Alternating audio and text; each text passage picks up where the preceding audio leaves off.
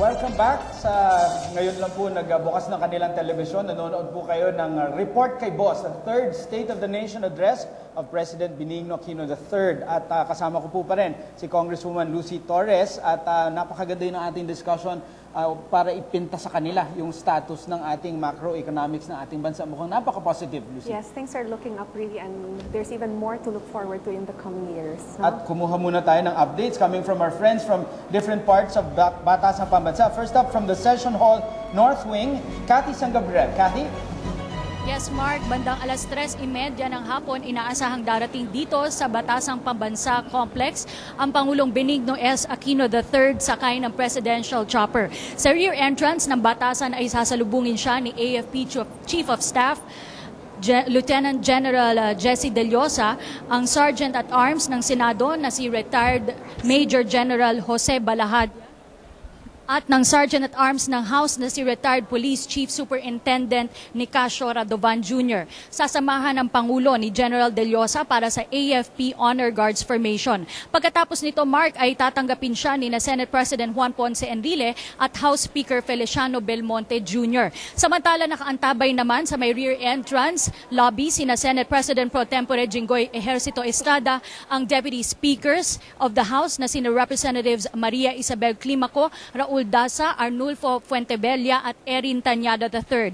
Naroon din ang Senate Secretary at na si Attorney Emma Reyes, ang Secretary General ng House na si Attorney Marlene Barua Yap at ang mga miyembro ng Joint Senate at House Welcoming Committee para sa pasabihan ang Pangulo tungkol sa magaganap na joint session. Ang Welcoming Committee na tatanggap kay Pangulong Aquino sa may lobby ng rear entrance ay binubuo ni Representatives Mark Leandro Mendoza, Maria Jocelyn Bernos, Marlene Abigail Binay, Bay Sandra Sema, Joseph Victor Ejercito at Gina De Venecia. Mula sa rear entrance lobby, ihahatid ni na Senate President Enrile at House Speaker Belmonte si Pangulong Aquino kasama ang Joint Senate and House Welcoming Committee papunta sa Presidential Legislative Liaison Office o PLLO, kung saan naman siya tatanggapin ni PLLO Secretary Manuel Mamba. 5 minuto bago mag-alas 4 ng hapon, inaasahang maglalakad patungo sa Session Hall si Pangulong Aquino kasama ang kanyang aide-de-camp at ang mga miyembro ng Welcoming Committee. Dadaan siya sa South Lounge at papasok sa main sliding door ng Session Hall. Ang pagdating ng Pangulo sa bulwagan ay iaanunsyo ni House Secretary General Yap. At yan ang mga mangyayari once na dumating dito sa Batasang Pambansa Complex ang Pangulo para sa kanyang ikatlong SONA. Back to you, Mark and Lucy. Okay, at sa Session Hall naman, South Wing Gallery, kasama natin si Robert Tan. Robert, ano na nangyayari dyan? Yes, Miss Lucy. Ang sitting capacity nga nitong plenaryo ay 2,000. Dito nga sa South Wing Gallery, mananatili ang mga pamilya ng mga kongresista at ibang mga VIP guests. Doon naman sa Middle Gallery, nakaupo ang mga miyembro ng gabinete, mga diplomatic corps at mga VIPs tulad nila dating Pangulong Ramos at Estrada at si Vice President Jejomar Binay.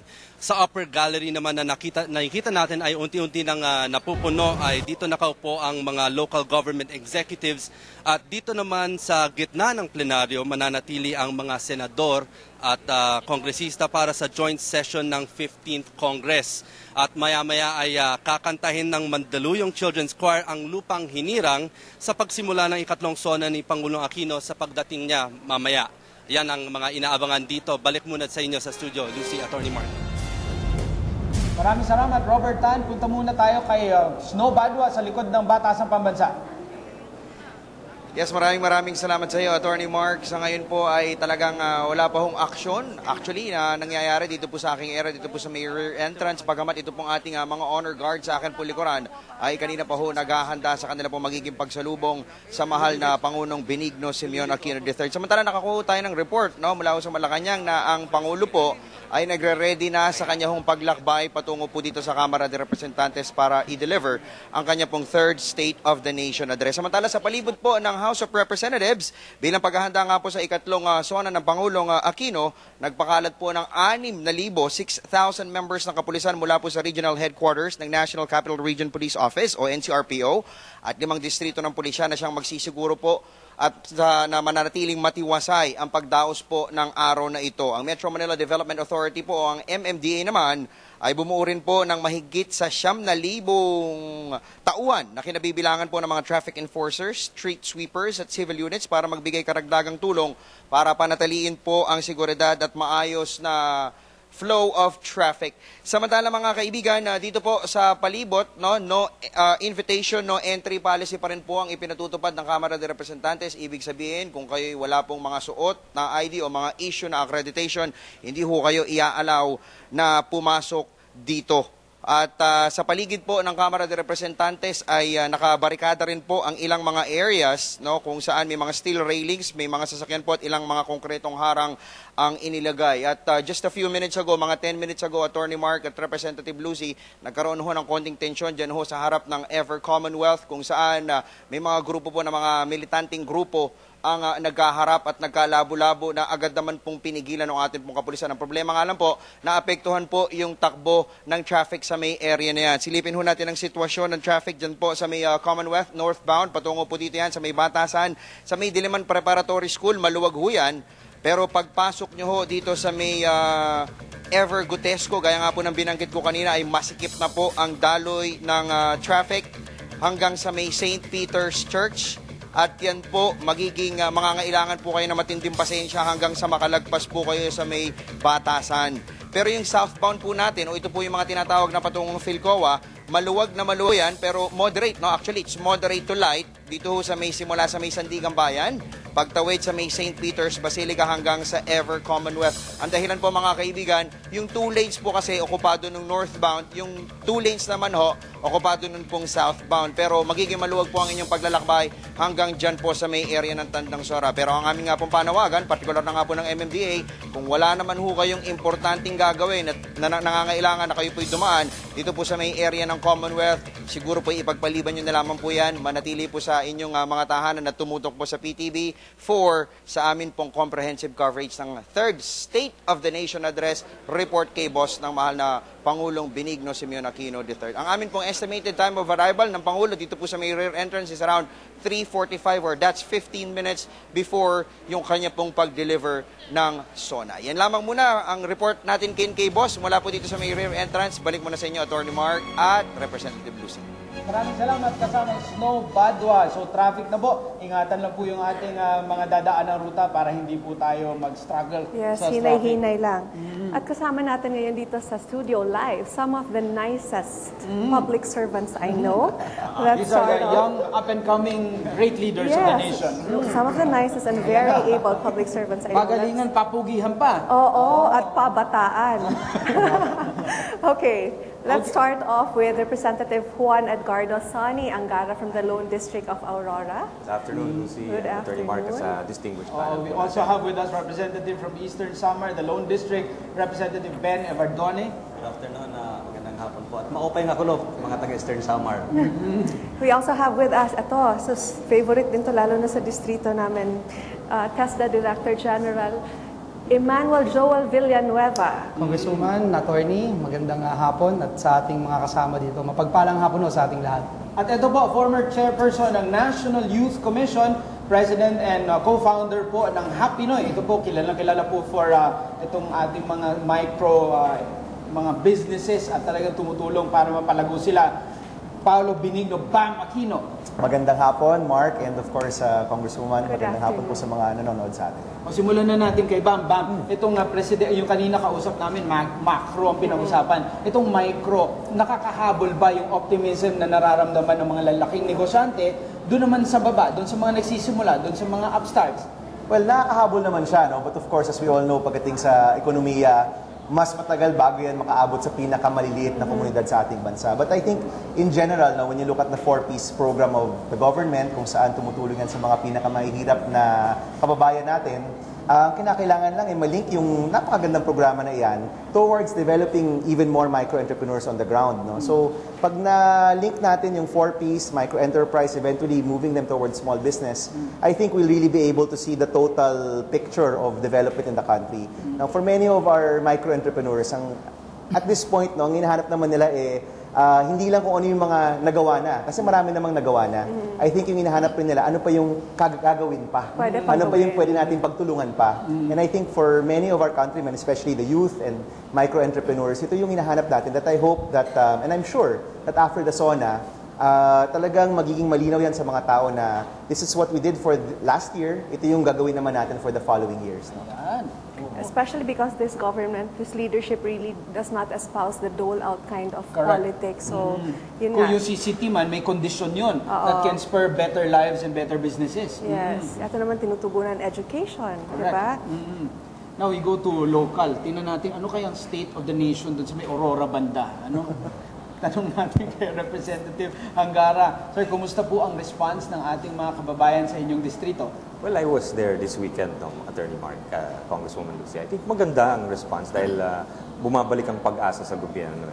At yun ay hindi nasusukat sa mga numero, hindi lumalabas po sa mga nababasa po natin sa dyaryo. Pero nararamdaman mo, it's palpable in the air pagkausap mo mga tao. Yung pag-asa, yung kumpiyansa, hindi nasusukat yun pero napakahalaga po. Hope springs eternal nga. Importante yun na palagi yung pag-asa. Kasi kung yung mga taong yun ang ginagawa nila sa pang-araw-araw, yung teachers, yung mga maliliit na negosyante, kung meron mang pagbabago, parang siguro dapat maramdaman din nila. Eto si Secretary Joel Villanueva, parang mahirap yung trabaho kasi yung departamento niya isa yung sa pinaka-in-demand, di ba? That's right. Pila-pila yung mga tao humihingi talaga ng Hindi lang dito sa Pilipinas, pati abroad. Yes. At marami kang natutulungan.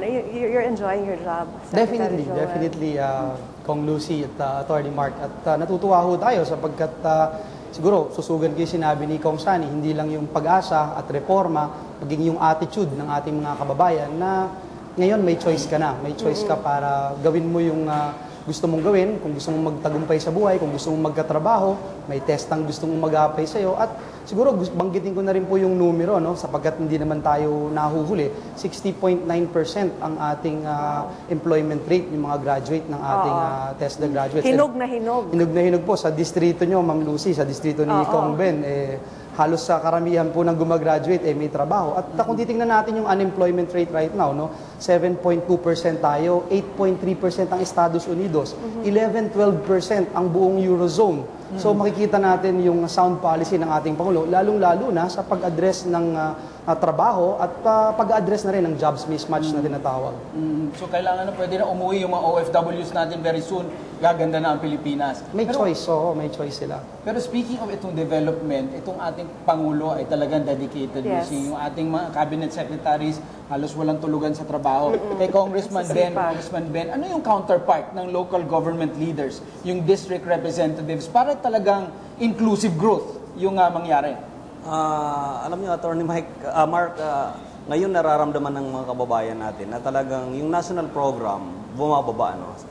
In particular sa Eastern Samar, halos lahat na ng barangay mayroong kuryente. Dati wala. Halos lahat ng barangay magkakaroon ng potable water system. Malaking bagay ito. Ngayon, yung dati naming kalsada na ang tawag nung karamihan sa internet na luxurious road dahil lukso-lukso. Hellis Road. Para sungkaan po. Para sungkaan. Abortion Road dahil kahit hindi ka pa pwedeng manganganak ka dahil ngayon well-paved na, no? At saka yung buong Samar Island, Kung Lucy, tapos na yung Samar Island Circumferential Road. Ang laking bagay niyan. Na-connect na yung Eastern Samar, na yung remaining link, Eastern Samar to Northern Samar. Tapos na yun. Mayroong mga konting gaps pa lang, pero pwede nang daanan. No? An ongoing construction. Ang laking bagay nito. Ang laking bagay in terms of development, peace and order. Talagang makikita, ramdam sa kanayunan yung development dito sa national. Dahil nga, yung policy na ibaba sa taong bayan yung epekto nitong magandang economic growth Si natin. Kong Lucy hindi pa masyado nagkukwento. The same story po ba sa Leyte? Yes, I was just saying na, I was just telling someone kanina in the office na the things we take for granted here, like electricity and water, doon sa ibang mga barangay, it's a luxury. Meron pang mga sitio na hindi pa electrified, but you see really the concentrated and the consolidated government effort to address that. Pero mga undoable sa amin, halimbawa, yung historic Kumonhon Island. Ang layo niyan sa main island ng Samar. Soon it will be energized through the SPAG ng Napocor, no? mayroong isang isla doon, Manikani, 4 na barangay doon. Ang layo din yan sa main island. Because of the political will ng National Government Program, magkakaroon na ng kuryente yan. Mayroong pondo, 65 million, underwater cable. Imagine that. Talagang the will, the determination is there to provide the basic services. Ayan, and with young leaders, dynamic leaders, development-oriented, kayang-kaya. Gusto ko kasi nabanggit The kanina energy of youth. That's right. Not youth. Speaking of youth, nabanggit kasi ni Secretary Naneda kanina yung investment on human capital para maging tuloy-tuloy yung ating development. Being former chair of NYC BAM, ano kaya ang ginagawa nitong administrasyon na ito to create in the youth a mindset na kailangan they need to step up, hindi lang pa text-text, hindi lang pa banjing-banjing. Actually, alam mo Mark, yung mga kabataan sa ating bansa, yun yung pinakamalaking at pinaka-importanting audience for this zona.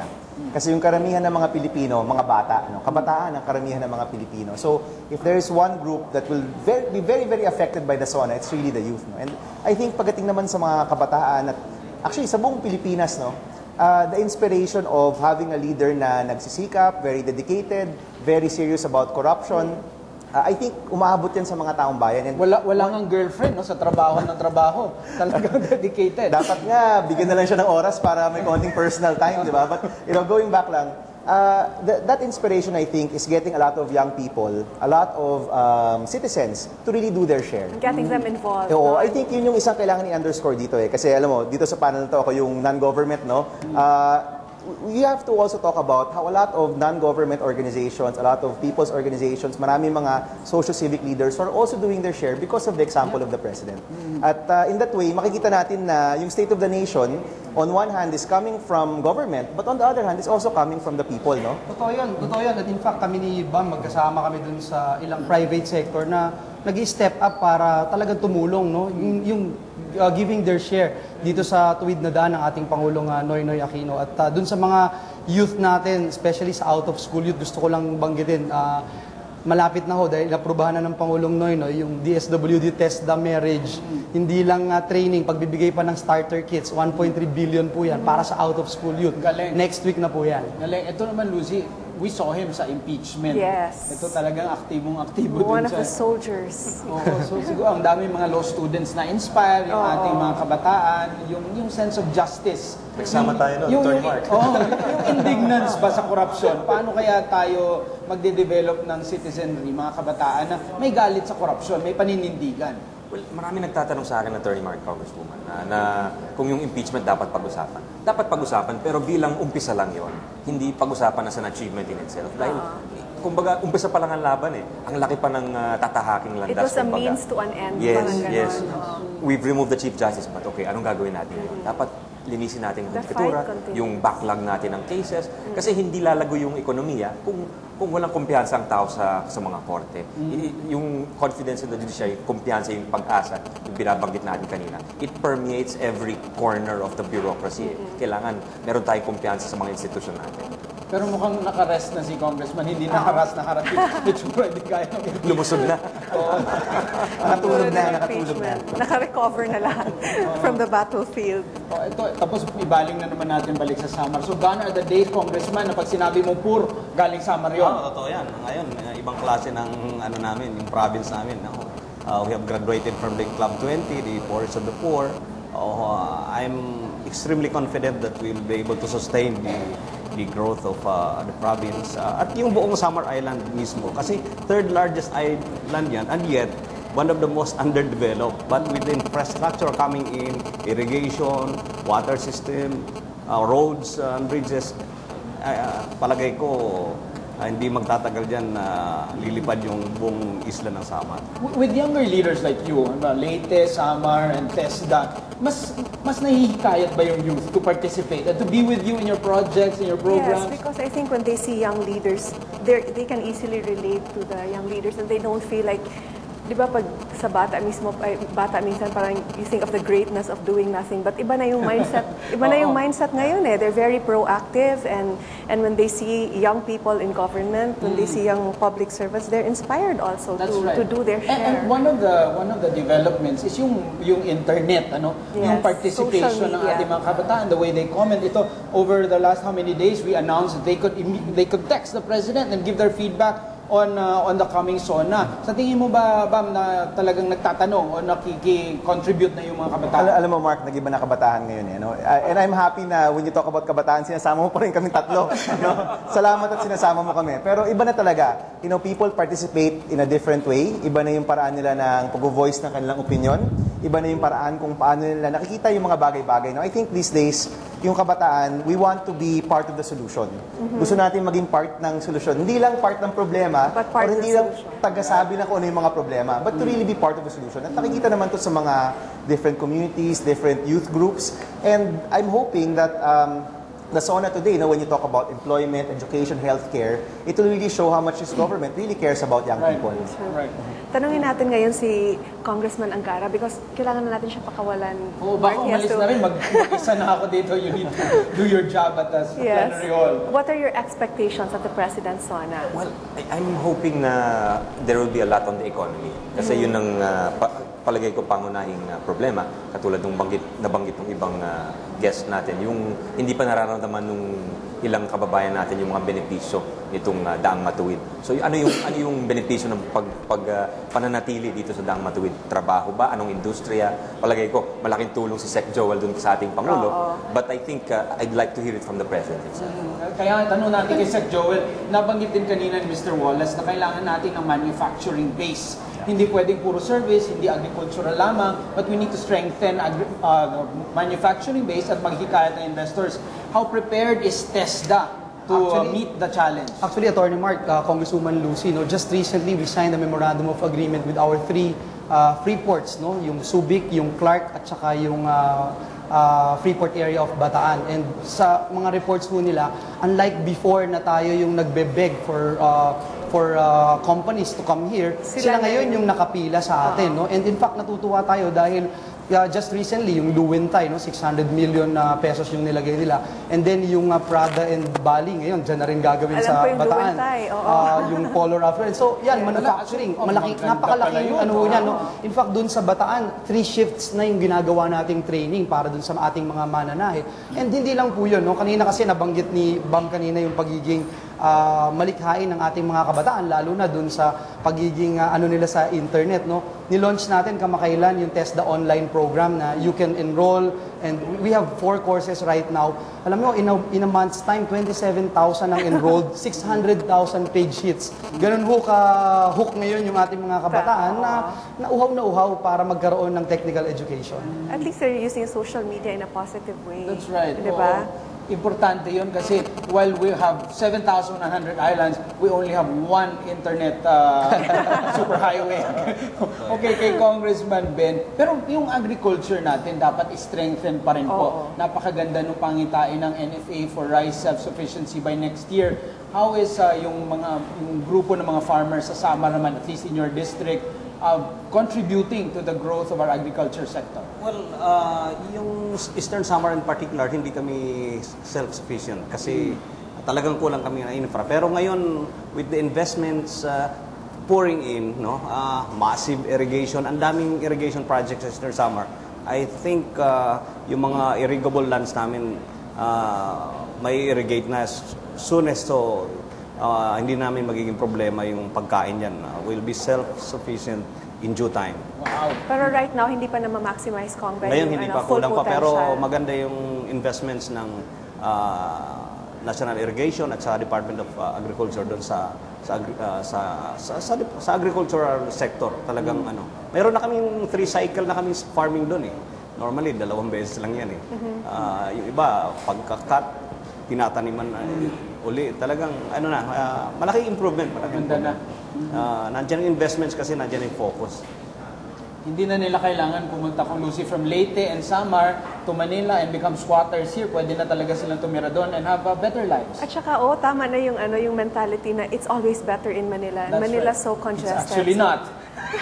Sabi ko nga yung sinasabing gutom sa Manila, totoong gutom, kesa yung sinasabing gutom sa probinsya. Because in the province, there are the fruit trees. That's They have big land, magtatanim sila ng makakain nila. May saluyot dun sa gilid, pwede may ka na malunggay. Pwede ka na kumain. Oo. Pero itong transforming skills skilled individuals into entrepreneurs is a challenge. Kung employment pa rin, 60%, pero kailangan nating lumikha ng negosyo. The same question for Bam later, but Joel muna Yes, from Tesla. I'd like to share something about it. No? Kasi when the President noticed the 60.9% of our employment rate, way far than the previous administration's performance. Sabi niya, what do you do with the 39-point-something%? Dapat walang naiiwan dun sa pag-unlad.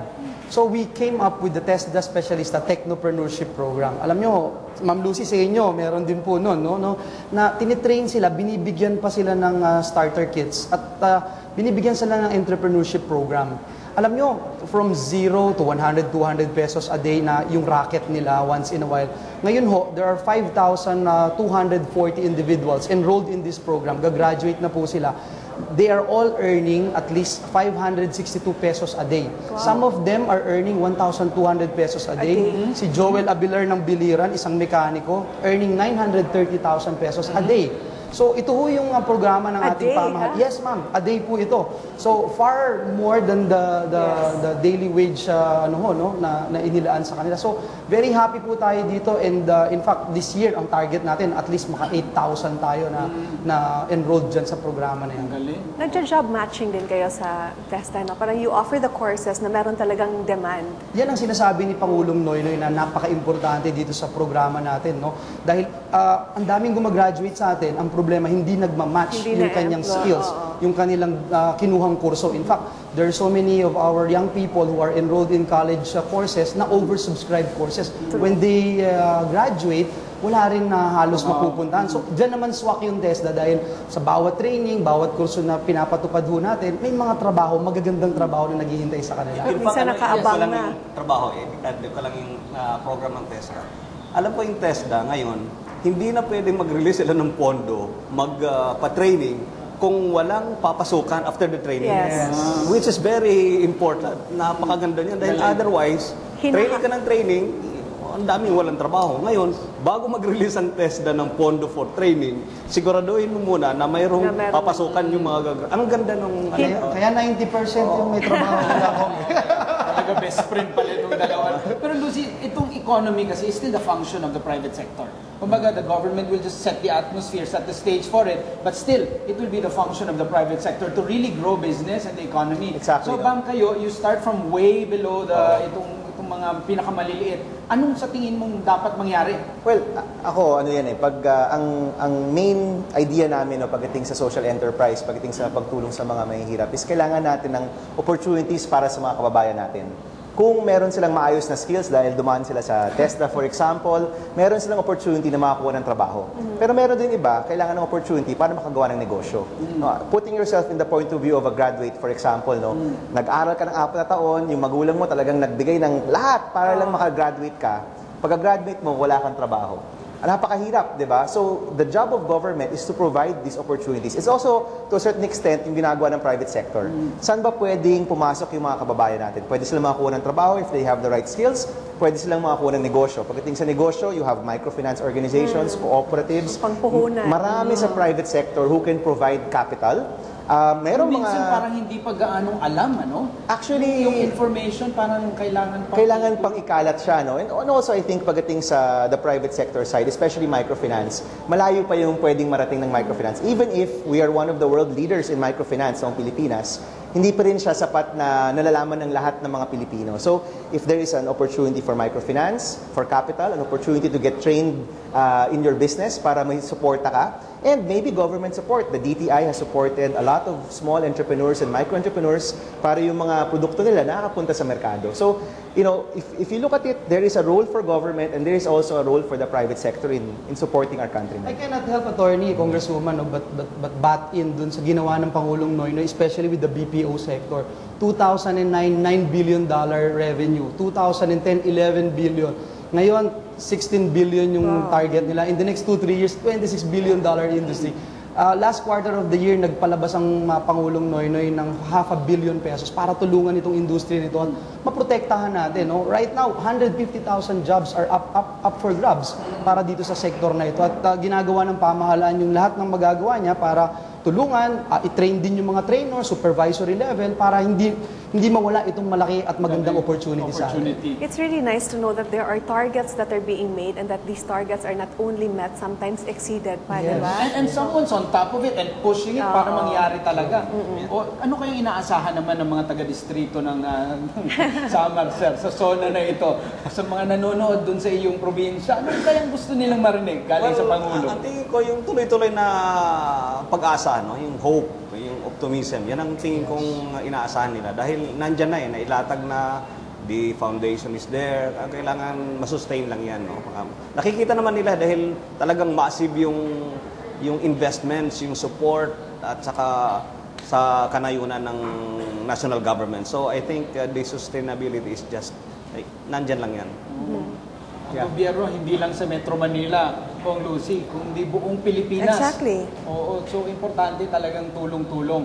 Yung profile ba, Secretary Joel, ng ating mga TESDA enrollees, ano sila? Yung pa rin ba yung mga taong wala kang magawa, mag-enroll ka na nga lang sa TESDA? Hindi po, no? Importante maintindihan ng ating mga kababayan na may choice ka. May choice ka kasi a lot of people think that the only way or the only key to be successful in life is to be a college graduate. This is a wrong perspective.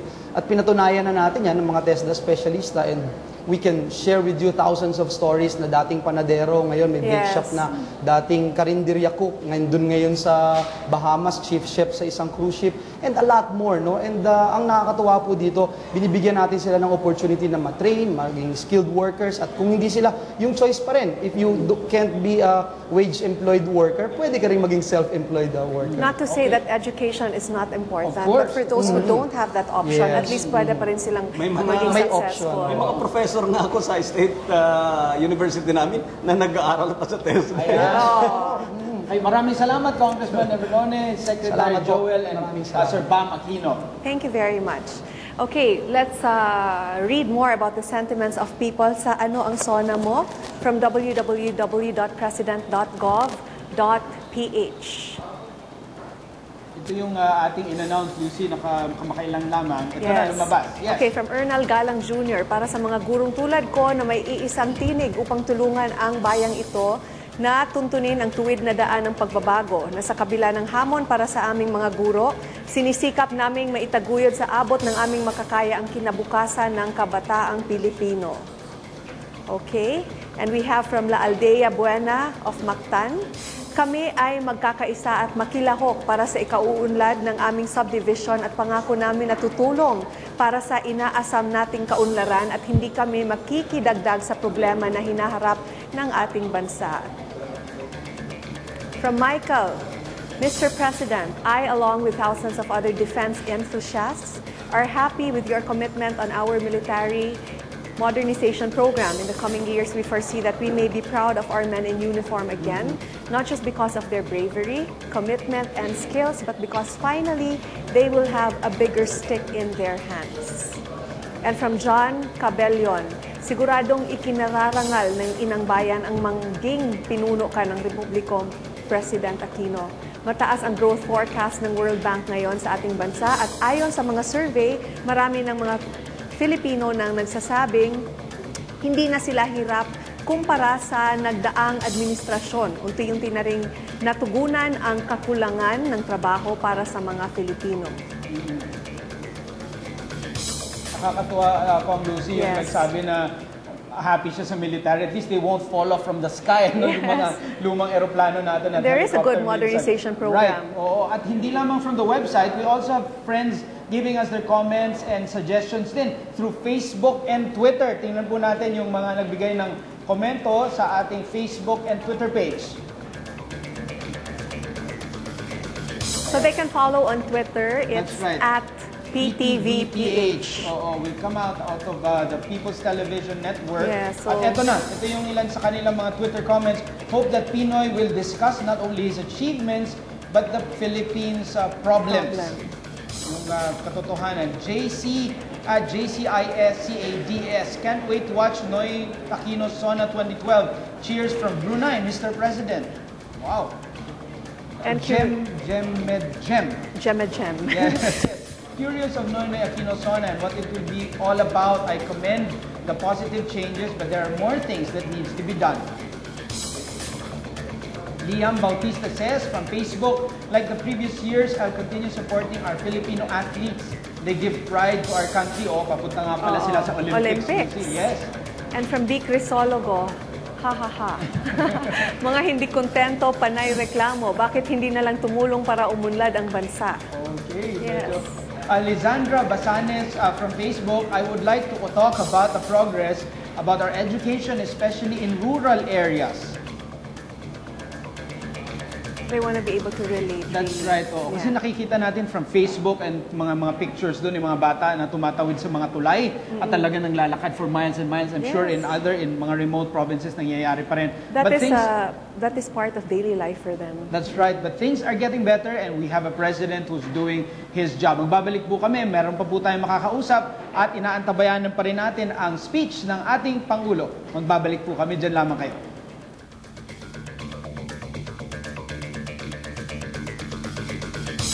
I believe that President Pinoy will reiterate certain processes of law and the improvement on how we can improve as a country and do his reforms in a way that will be sustainable. Sana si Pangulong Aquino, maganda yung sabi niya kasi parati tayong umaasa sa mga Pangulo eh. Yung pangako niya sa atin ay dapat niyang sundin na nasa tamang lugar tayo sa daan. I expect that he tells something about CJ Corona's case and then he focuses more about the youth and what's gonna happen next in the next period of his term. Parang ganyan. Sana i-focus niya lagi sa pag-ano yung mga bata. Diba, kagaya ng news kagabi, mga bata, ng snatching, lahat, diba? I want Pinoy to focus on agriculture and also in the economic problem of the Philippines. Matutupad yung mga sinabi niya na mga pangako niya. Tsaka mas gaganda yung bansa natin.